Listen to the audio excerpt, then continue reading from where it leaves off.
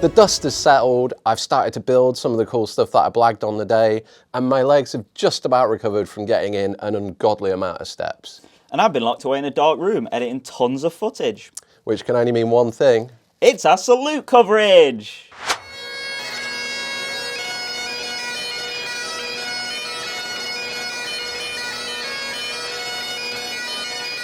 And if the music hasn't clued you into what this year's theme is, well, it's from the land of fried Mars bars, Iron Brew, and William Wallace. That is true. But honestly, the video this year, there's not a whole lot of Scotland. However, what there is, there's amazing gaming tables, there's brilliant terrain, there's cool armies, and a whole lot more.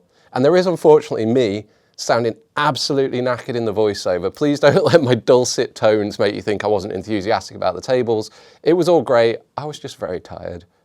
Sleepy boy. Retired Wargamers Reloaded regularly show off amazing games at Salute, and this year was no exception. Their Battle for Berlin 1945 board, built in 15mm scale, commemorated the 80th anniversary of the historic battle. Their 18-foot long table showcased iconic buildings, over 120 vehicles, a ton of detail, as well as an extraordinary blend of historical research, technical skill, and hobby passion.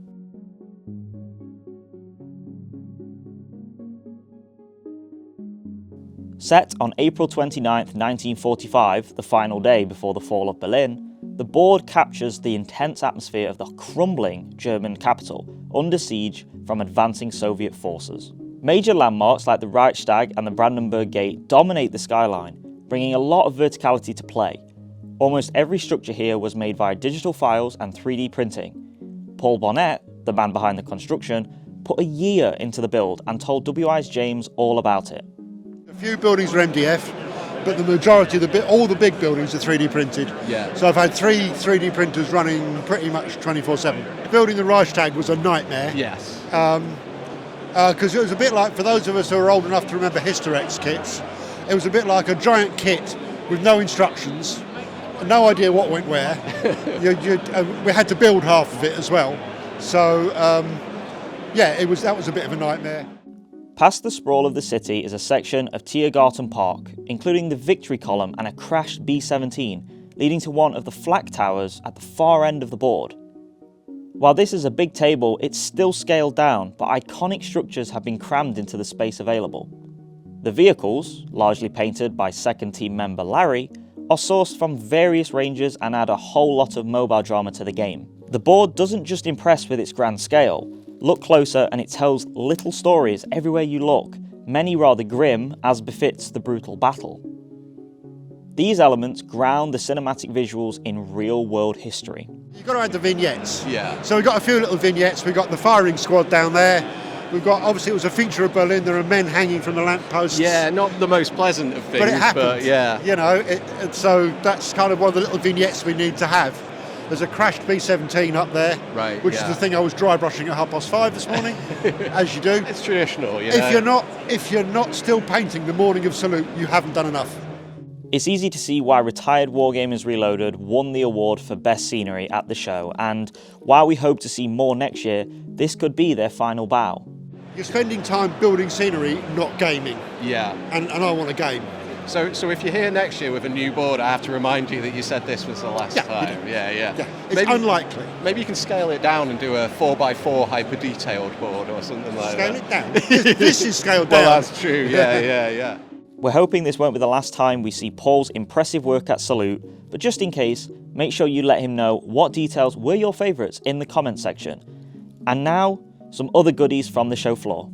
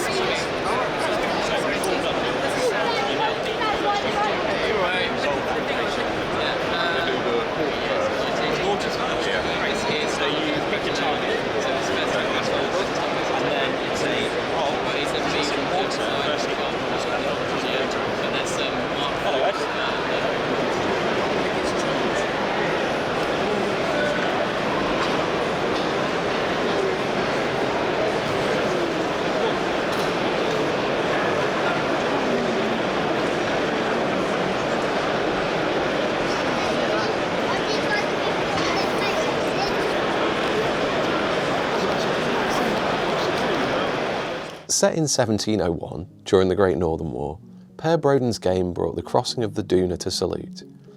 This 6mm scale battle, which was played with the popular Twilight of the Sun King rules, showcased a dramatic Swedish assault across the river near Riga in Latvia.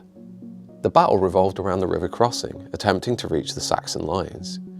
By the time I got to the table to take a good look at the game, the Swedish forces had already arrived by boat, establishing a beachhead, and were constructing a pontoon bridge piece by piece whilst under fire from the other side.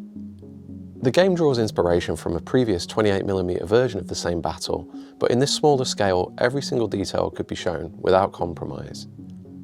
Nearly every piece of terrain was custom made in some way, with artillery barges and anchored sloops adding eye candy, and the city of Riga itself looking absolutely splendid. Quite a lot of the board sections were 3D printed, but some of the construction methods were rather more unexpected.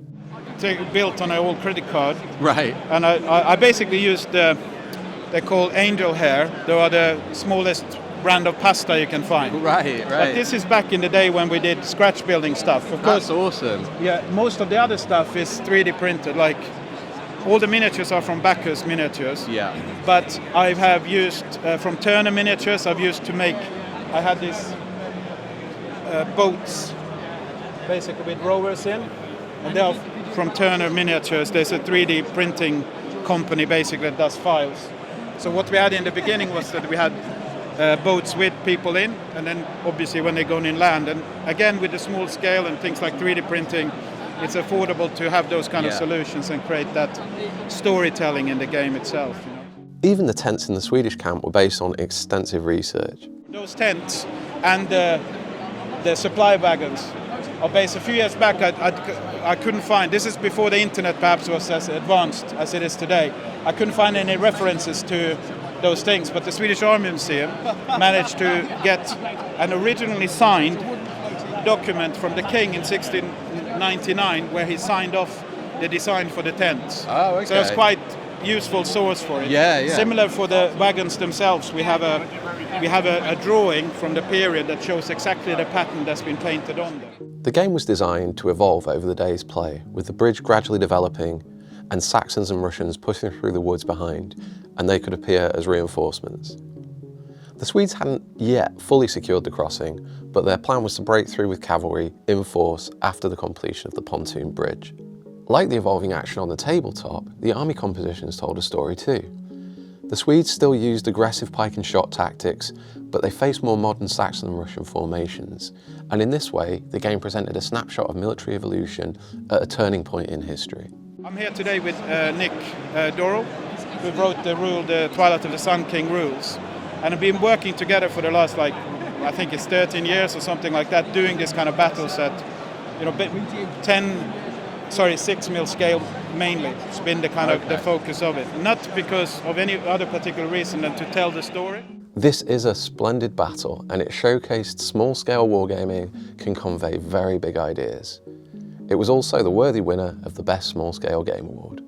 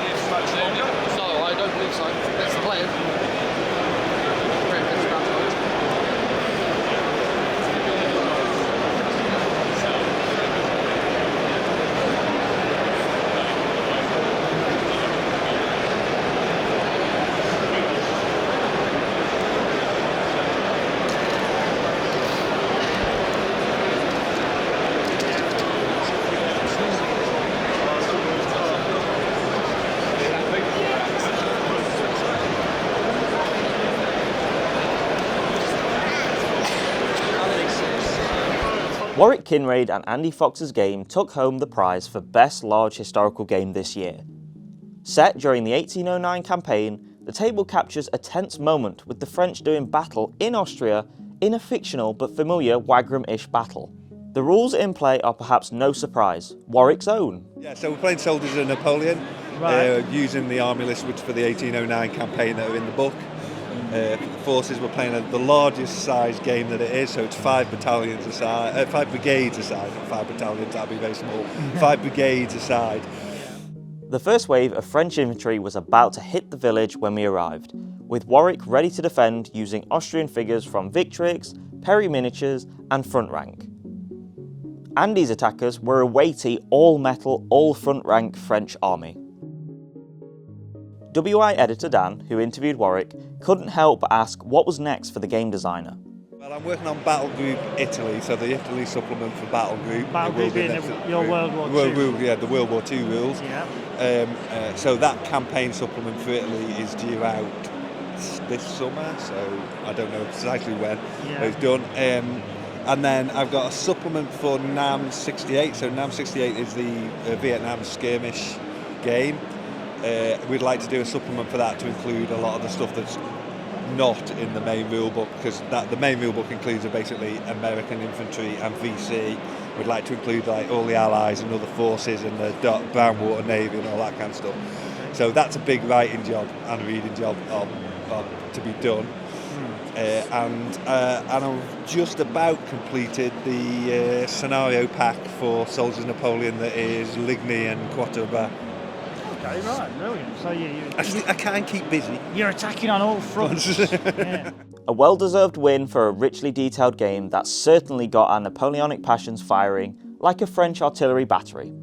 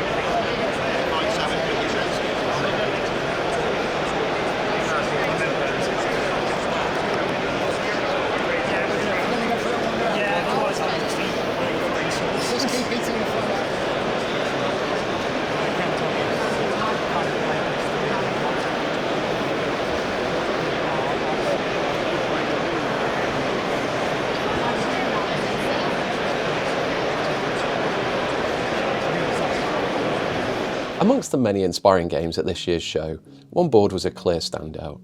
It wasn't the biggest, the flashiest, or the most esoteric, but it packed an incredible amount of detail, modelling and painting skill into its impressive recreation of the streets of Warsaw, 1944. Set during the brutal fighting between Polish insurgents and the Kamiński Brigade, the game captures the atmosphere of the war-torn capital's buildings and streets wonderfully. Creator Martin Stanbridge has perfected the art of texturing and micro-detailing structures, be they mostly intact or rubble-strewn and destroyed messes. Buildings are all 3D printed from various suppliers that I've kind of found on Etsy and eBay, with slight modifications just because I've got access to a laser cutter. So a lot of the signage, kind of balconies, I've just added. So is the sign, because I know with your Saigon project that you did last year, you used quite a lot of reference. Is it the same for this one? it's the same, yeah. There's lots of kind of film kind of clips of Warsaw kind of during the war, Warsaw pre-war.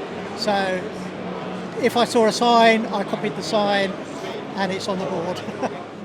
About 80% of the 3D printed elements here came from 3D Printing Valley, while little details like doors and tram lines are 1/35 scale models from MiniArts blended seamlessly into the design. With countless bricks and bits adding to the impression of destruction, and furniture and bathtubs buried in rubble, the terrain feels real wherever you look. This is enhanced by how Martin paints the walls, roofs, and details of structures. Just a whole different approach to painting buildings. I don't go under kind of a broad half-inch brush when I'm painting a building. Right. Plus I found really cheap kind of the nail kind of bar spray guns that you can get really cheaply.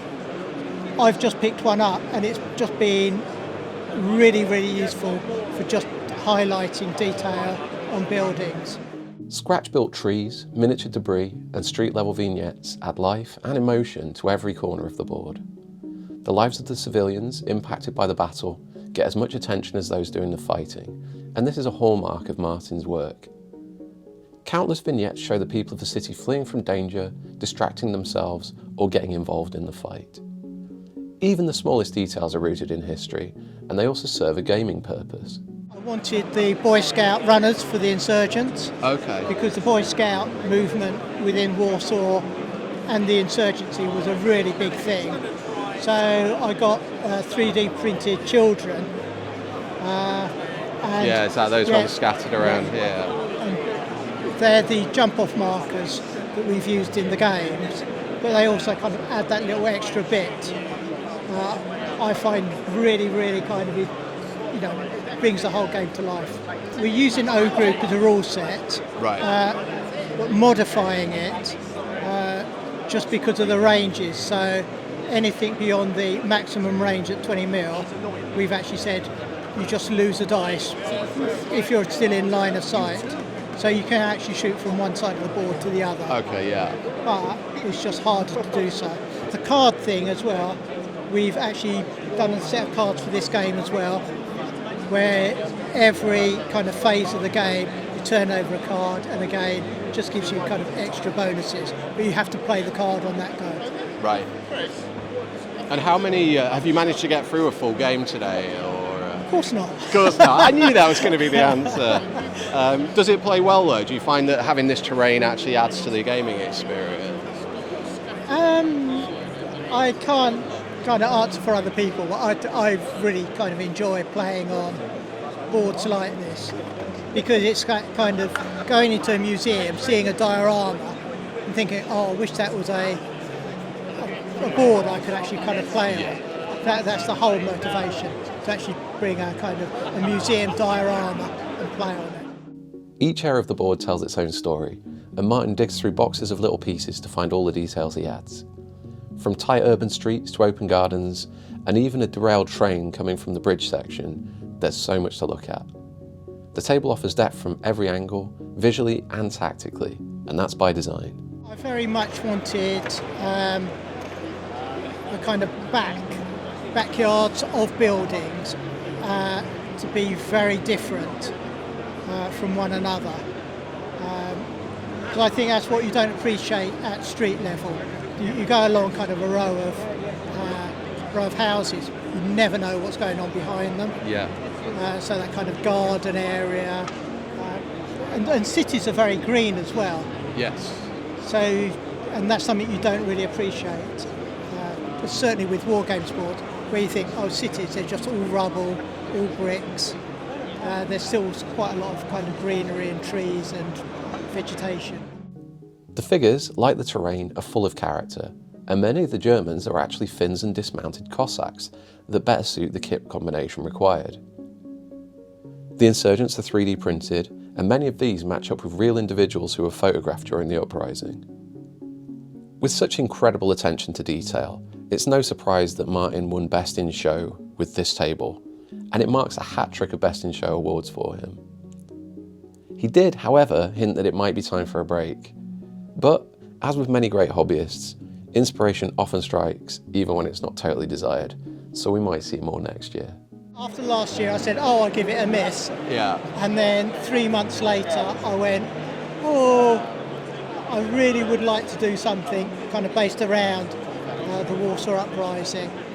Ended up getting a few figures and then kind of thought, actually I could turn this into a game for Salute. Yeah. And it just kind of rolled from there. Whether you're after history, artistry, or great gameplay, Loud and Strike Force's board was the perfect distillation of everything that's good about the hobby, and it stood out for me as the very best at the show.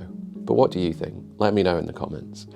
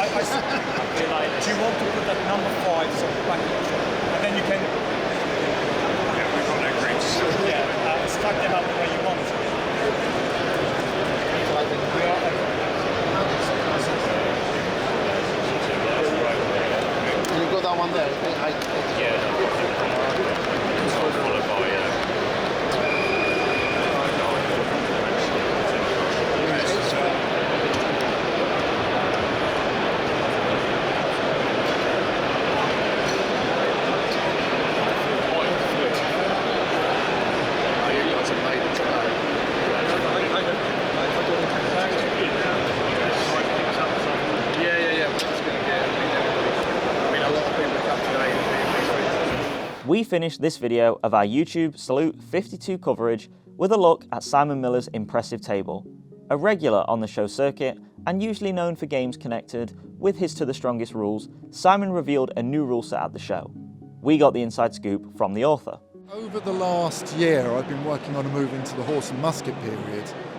Lust for Glory is the working title for the rules I'm developing at the moment, which are basically going to take To the Strongest from about 1650 through to the end of the American War of Independence, including the War of the Spanish Succession, the American War of Independence, the 7 Years' War, obscure conflicts like the War of the Devolution. So 10 points if anyone's heard of that one. And they're quite like the standard To the Strongest rules. In fact, we had 5, 6, 7 people playing today, none of whom had played it before, but we're all able to pick it up really quickly because they played To the Strongest. It's got the same simple core mechanisms with the grid-based system, the activation, chits. The only thing is we've got a lot more shooting, a lot more gunpowder, lots of cannon, cavalry squadrons, cavalry regiments. All the figures in this demo game come from Front Rank, now part of Gripping Beast, and around 900 minis weighed down the tabletop, showing off regiments in all their colourful glory. Simon's still adding to the collection with some Foundry figures set to join the ranks and perhaps some plastics too. There are plans to publish the new game within the year, along with army lists and supporting materials, and you'll be able to see more of Lust for Glory as it makes the rounds at shows across the UK in the coming months, with a larger version likely returning to Salute next year. If its first outing is anything to go by, it's going to be a hit with history fans and fast play enthusiasts alike. That's it for our YouTube coverage of Salute 52. However, you can read all about it in a future issue of Wargames Illustrated magazine. Make sure you subscribe via the Wargames Illustrated web store. Also, don't forget to subscribe and ring the bell to be notified when we upload new videos on the channel, and let us know what your favourite games were in the comments.